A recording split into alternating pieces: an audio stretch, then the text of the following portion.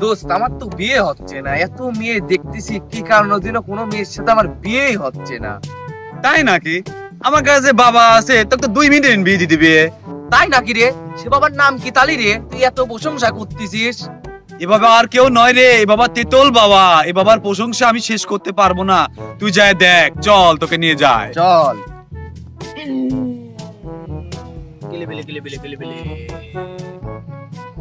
ওই দেখ তোর বাবা।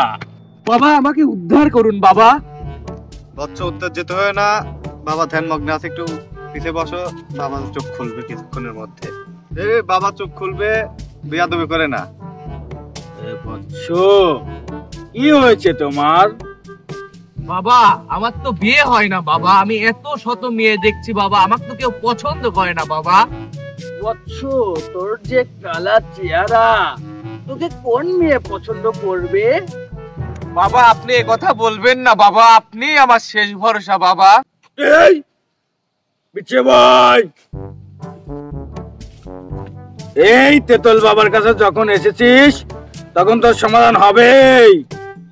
হবে হবে বাবা, আমার বিয়ে হবে বাবা। তোর সমাধান একমাত্র আমার কাছে।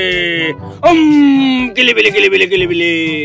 এলে বৎস, প্রত্যেক দিন রাতে বিদায় রাখবি আর প্রতিদিন সকাল বেলা খাবি। তোর কালা চেহারা ফর্সা হয়ে যাবে, 7 দিনের মধ্যে তোর বিয়ে কনফার্ম। আপনাকে অসংখ্য ধন্যবাদ বাবা, আপনাকে যে কি বলে ধন্যবাদ দেব আমি তা বলে বোঝাতে পারবো না বাবা। তাহলে বাবা গেলাম কিন্তু। এই বাবার হাতিয়া দিয়ে দাও। আবার হাদিয়াও দেওয়া লাগবে? কি হাদিয়া দেওয়া লাগবে বাবা? আমার কাছে তো টাকা পয়সা কিচ্ছু নেই বাবা, আমি কি হাদিয়া দেব? যেহেতু তোর কাছে টাকা পয়সা কিচ্ছু নাই, তুই তোর গেঞ্জিরা বাবাকে দিয়ে যা।